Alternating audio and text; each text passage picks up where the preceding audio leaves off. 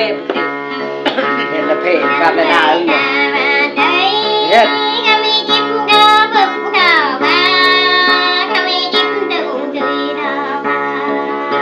Có những chèn cỏ lại nên ở nhà rồi nhào lại cho cả đứa chèn cỏ lại đâu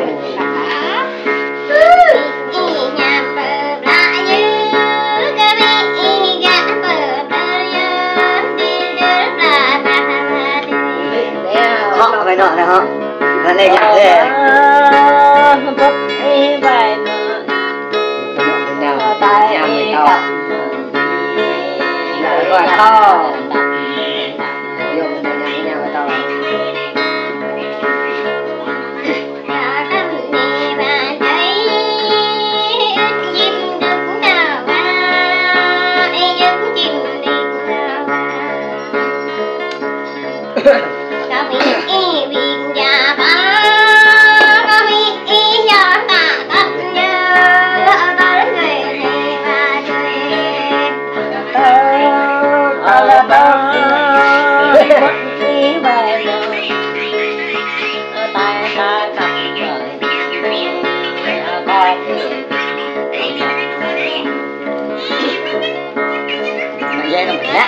em mới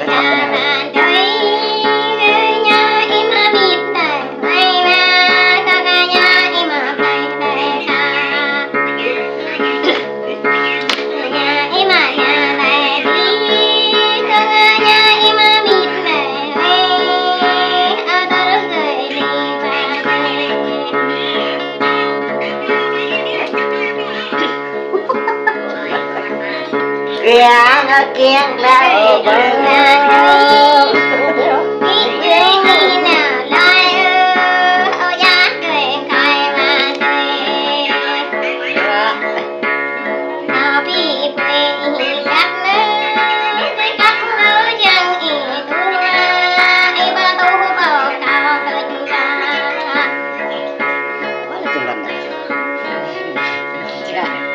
cha gì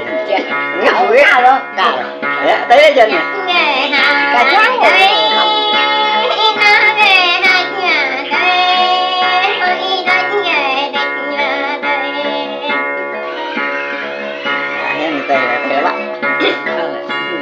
do có ai mở nó chỉnh giờ chỉnh mở nhà rồi lờ lắm do cái hát tông do đó là do tòa gặp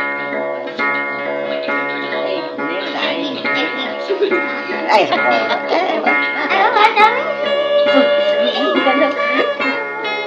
giờ vẫn ra thăm đi mau hát cũng cao đỉnh đi mau là cao lắc cho cái con là thật ra nó trời cao đỉnh cái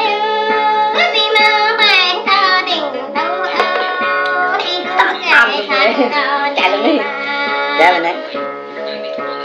mà mít ít đã già mà anh đã đây mà ai ít đã già ê nhà lên mít đã bị ao mẹ đã bị ai mẹ đã bị đủ vào đây chân đâm ra lại đi à cho về nhà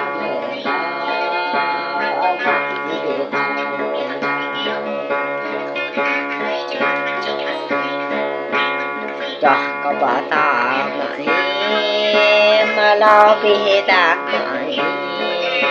đâu ba bị hiện tập vừa lại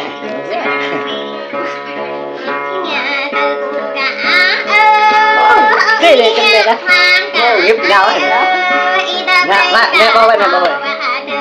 chào bạn đón nó bị bò này rồi các anh, người chơi bao bên này, rồi,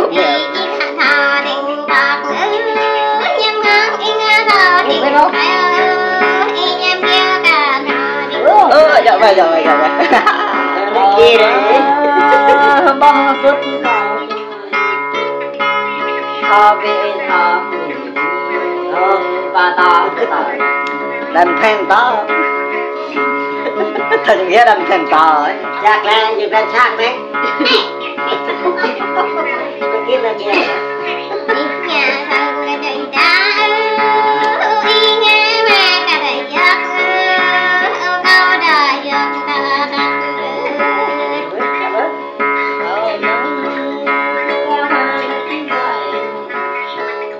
và tay đi gặp mọi và tập trọng cái này mấy nó nhắc khắp răng lá khắp có bị giặc y ra ta có bị ôn là tôi bị chặt phèn cũng chặt thò ấy chặt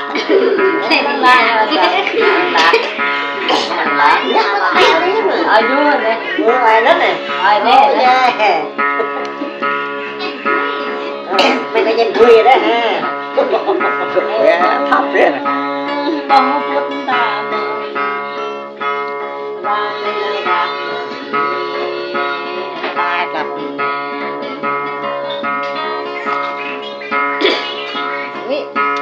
trái bác lại lời trời cái bạn nào đó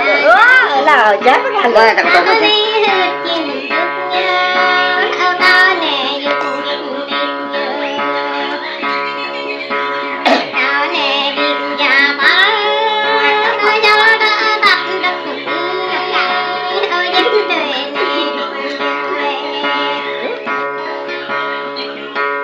mà bông đây có mòn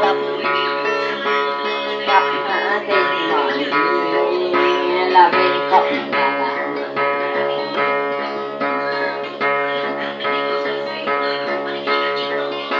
là bà bị bỏ bệnh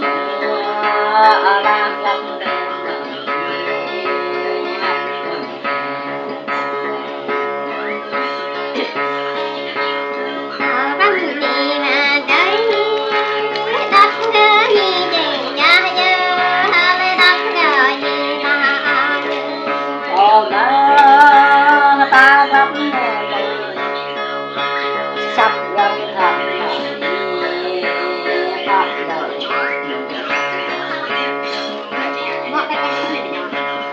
gặp đời bà bị bỏ bệnh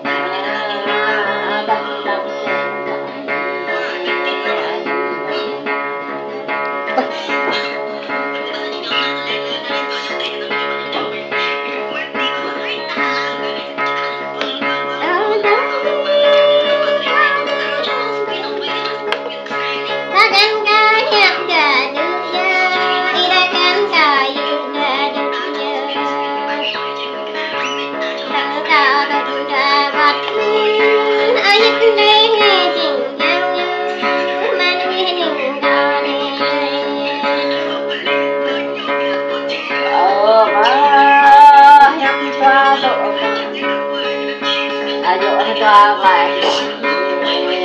vào lại học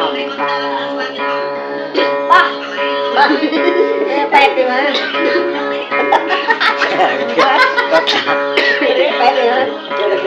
ba đó là chẳng nhưng mà có lẽ là tầm có phải không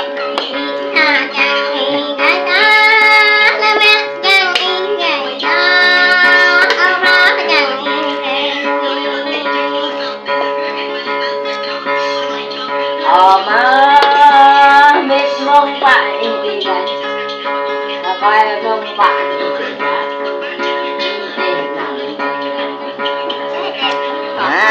coi chụp lại cái nát cái mẹ nè tay mình đi đi coi chụp lại cái nát biết em không chúng ta bao cho luôn có em không lo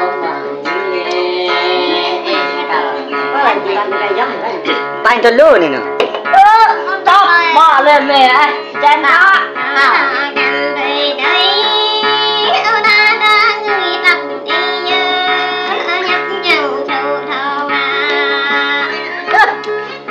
mà tao giờ nhỉ tao ta chặt lắm ấy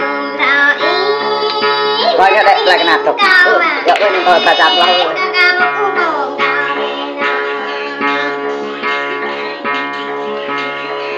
nào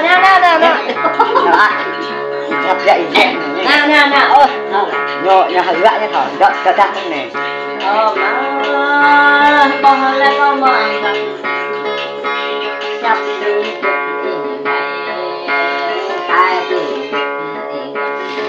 khắp cả bữa ấy rồi mình lại bắt cái đạn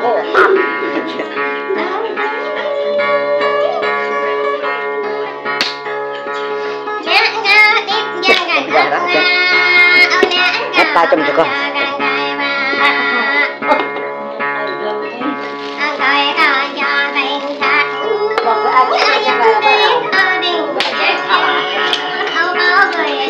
ba nó gặp lệ không nhưng mà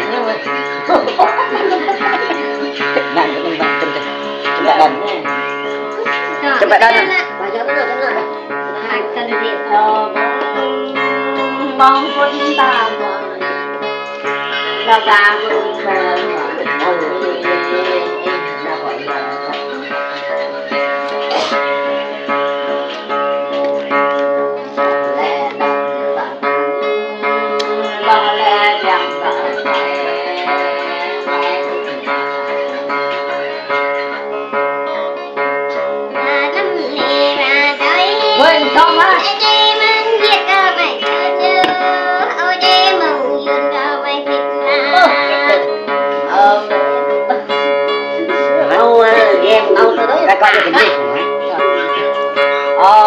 cái mót chào đi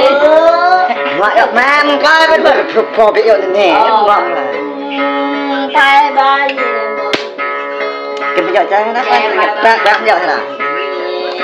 bị bấm bài đặt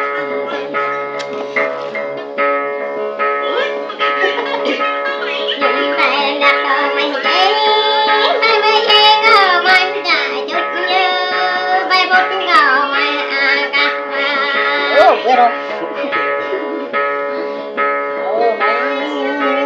có lắm này thò nữa nặng này đi to cái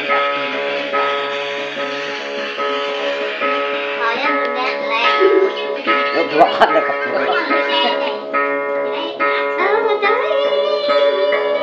có tay mà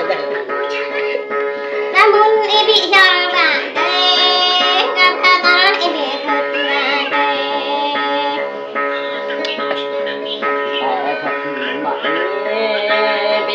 bài lại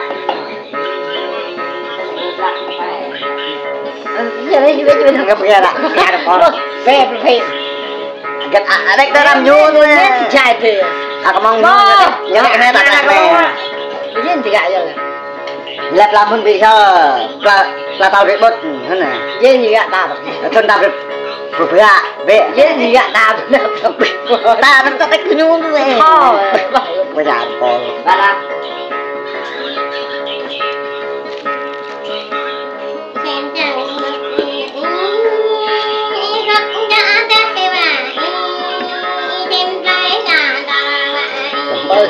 kim ta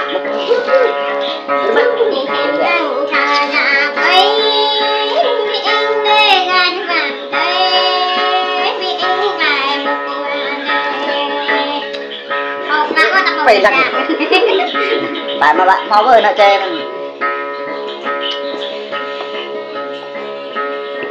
thôi là thật à chơi thả bà rồi mấy cái chơi nhưng mà trên cái mặt tập lệ